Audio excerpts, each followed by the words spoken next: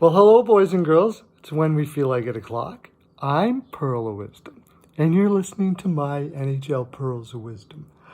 I hope you, well, I know you did. What do you mean, hope? We don't hope here at Pearls of Wisdom Industries, do we, boys and girls? No, I know you did. You saw our Capper's comparison with Ranch, and I do the New York Rangers in my last video, and it was one of the finest in the land. If for some reason, maybe you were in a slight Corona coma or something of that nature, and if you were, I have Corona coma pearls that Helen made up here for us. So here you go.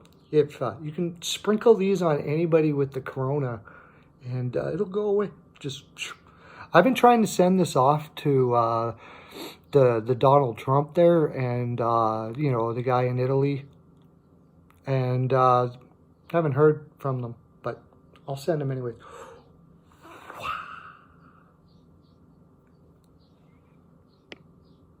Yeah, there we go. Changing the world here at Pearls of Wisdom Industries. And remember that with these videos, that if you're hitting the like and the subscribe, I will be sending you a My NHL Pearls of Wisdom necklace via Hernandez and Melissa, who have been kind of twiddling their thumbs through this coronavirus thing. See, they go off and they drop it down in a cryovac. It's all cryovac now, and we have our Pearls of Wisdom suits that we wear as we make them. Helen does anyways. And so you don't need to worry about the corona. So you just hit that subscribe and the bell. Just boop. Just like that. And we'll send those off to you. Also, comment section is very slight. I would have thought with all of this time self-quarantining and such that there would be more banter down there, but there doesn't seem to be. Anyways, we've done Toronto. We did the Rangers with Capper's comparison. Actually, we are planning on doing the Edmonton Oilers with Mr. Ranch from Capper's comparison as well. Go check him out. He's doing soccer picks now. Still doing soccer picks. We sent some pearls out to the Nicaragua already, and guess what? They have no more corona there. It's all gone. So, yeah. And they do games, and fans go to the games. It's the only country that's still allowing fans to go to their sporting events.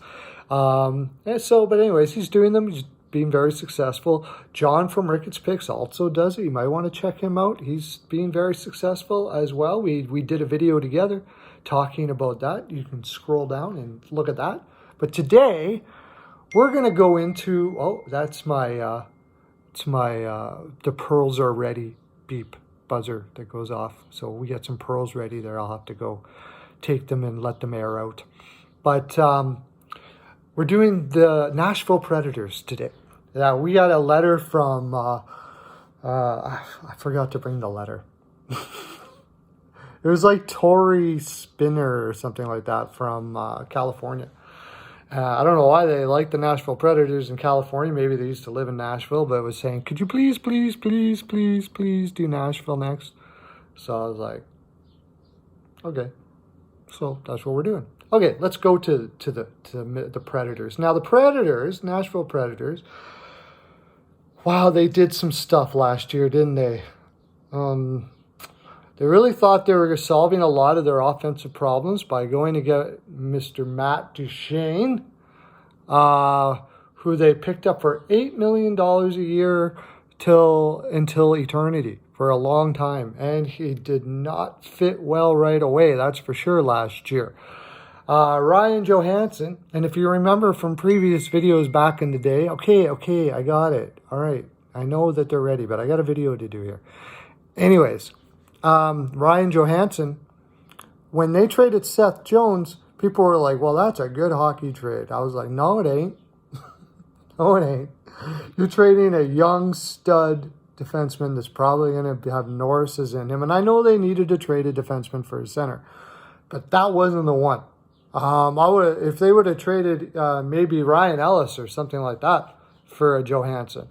And the reason why was Tortorella is one of the finest, if not the finest coach in the land. And he was already grumbling about Ryan Johansson, that he was not a number one center under his breath. so to speak. But when they made the trade, he acted like, oh, it was a good trade. Oh, yeah. No, it wasn't. And he knew it wasn't. So here they have Ryan Johansson, who is a big 6'3", 218, making $8 million for the next 5 years. And he's only going on like a 40, 50 point pace. Now, that being said, that's not horrible, but he's not amazing defensively. He's average.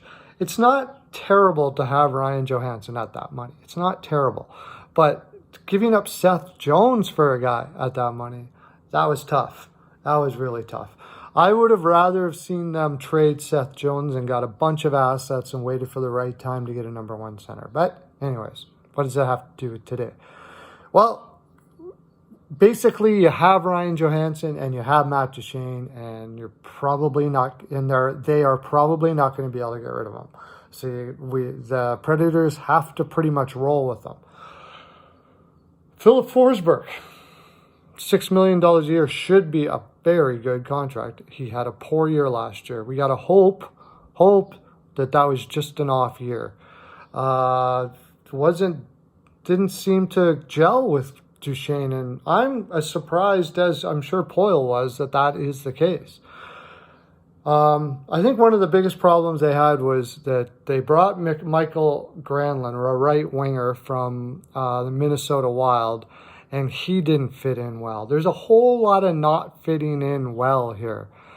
Cal Yarncroc, they got him at $2 million for a long time. It was a great contract. He's not really a guy you want to play in your top six, but he can play all over the place, and it's not terrible. One of the reasons why Ryan Johansson probably didn't do very well is that he had Colton Sissons and Cal Yarncroc as his wingers. So that's not really optimum. I don't know why they're not playing Victor Arvidsson higher, and I imagine they will do that more next year, probably to get offense throughout their lineup.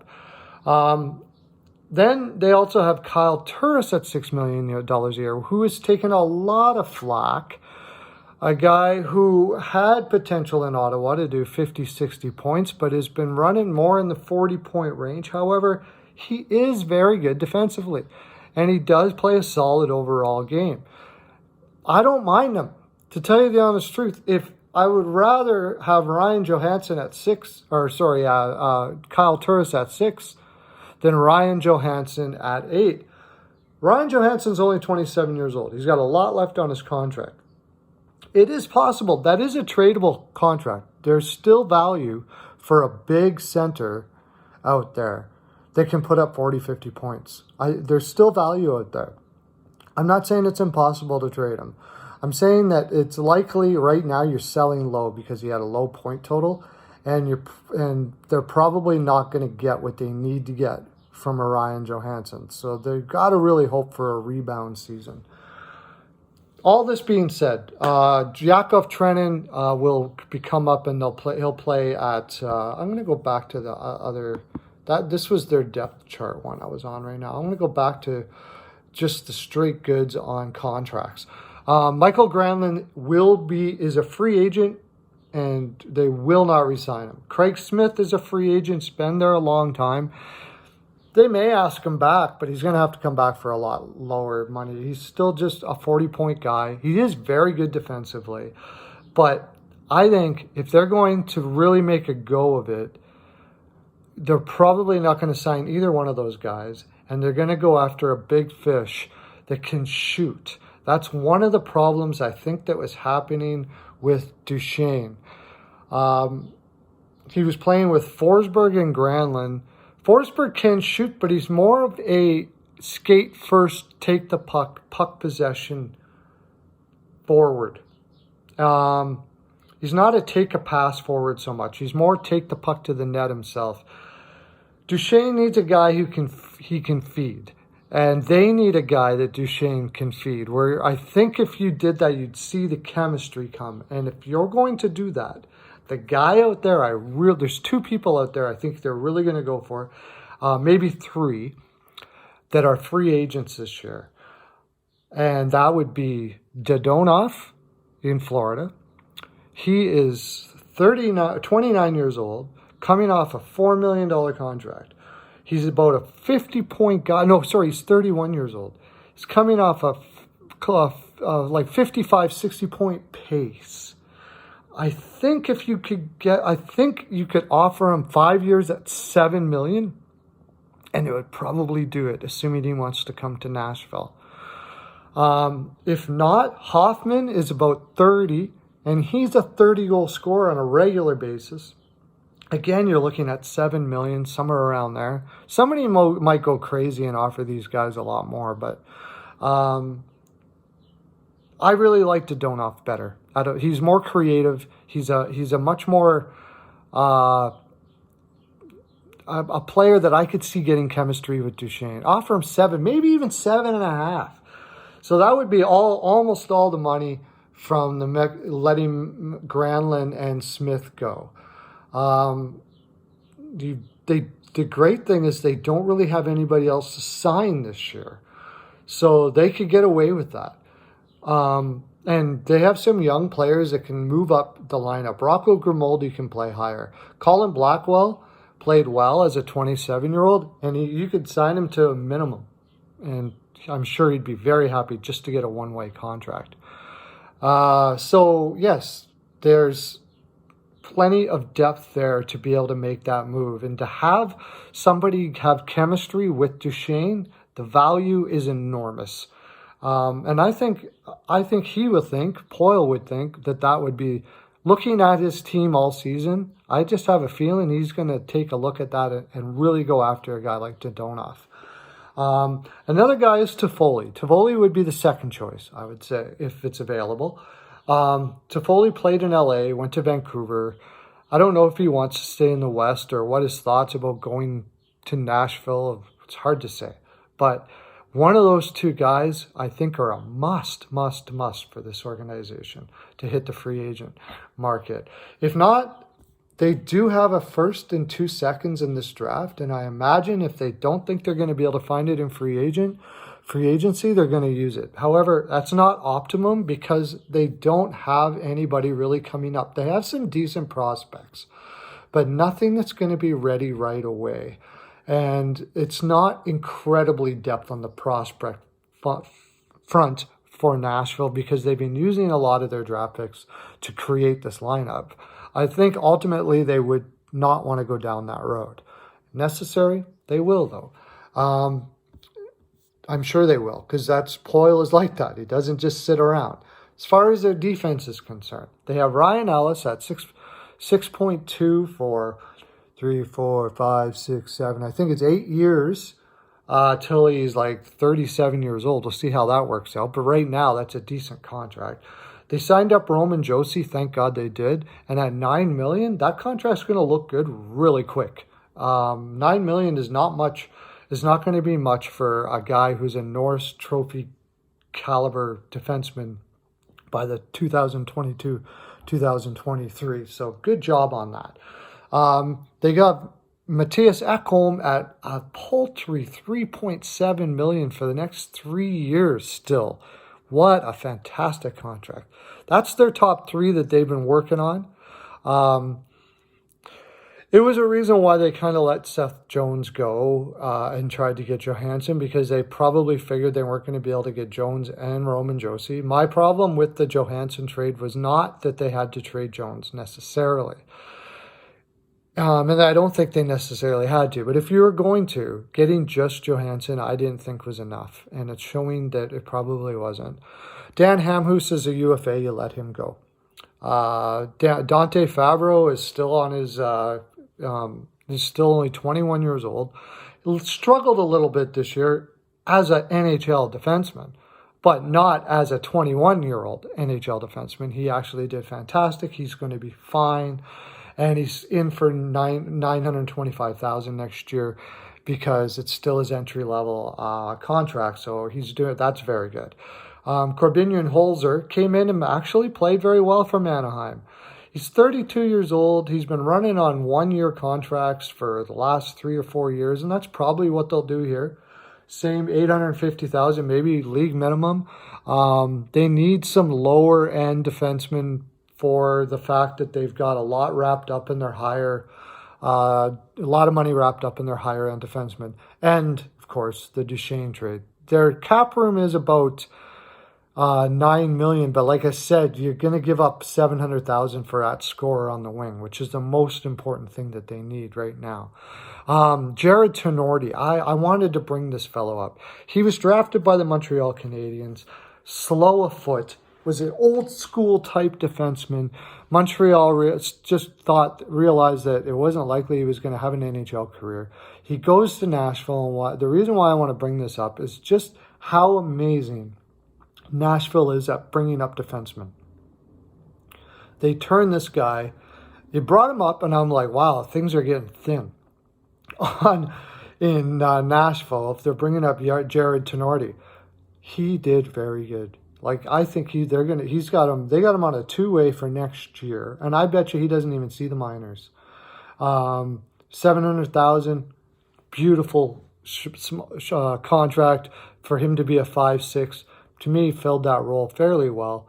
So your defense is not stellar. I have a feeling for the extra $350,000 or $400,000 they're going to have to play with. And knowing Poyle, who likes to always add to his defense, he loves to have defensive depth, he's going to go down that free agent market. I'm going to go, I'll check out real quick because we got to get going here right away. But some free agent defensemen that they could be looking at that rate, looking at $3 or $4 million. Go.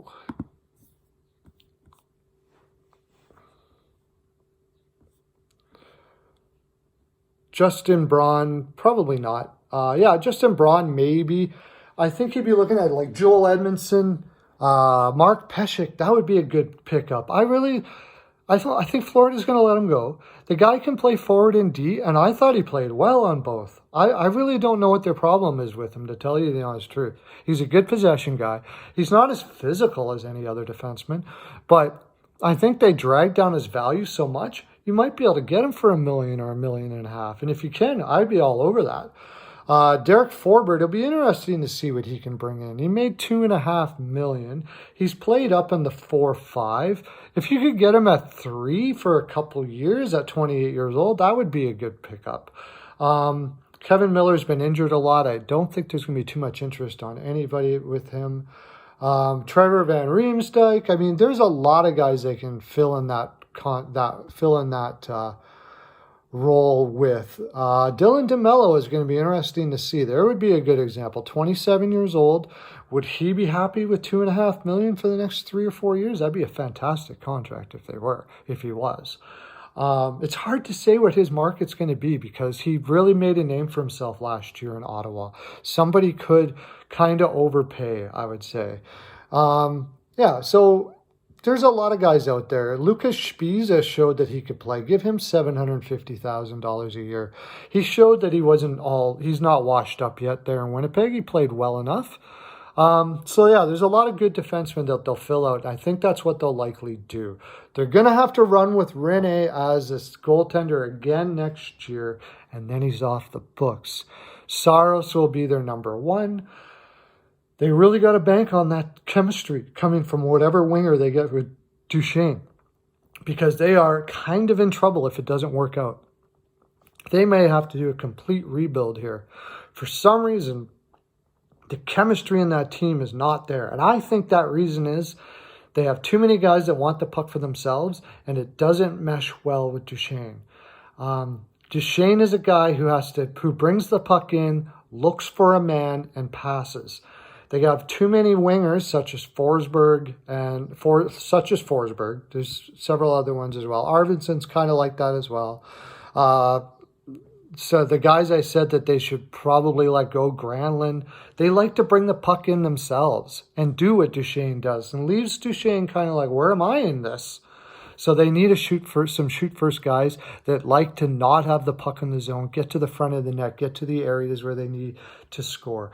To me, Dadonov, in some extent Hoffman and Toffoli are actually, fortunately for them, players that can provide that for them. So anyways, that's my full 42%. Somewhere in here, I should always remind people to subscribe and hit the bell and all that stuff like that, because I love you. I really do. Deep down in my lower parts. Have a great day. Lots of love to you.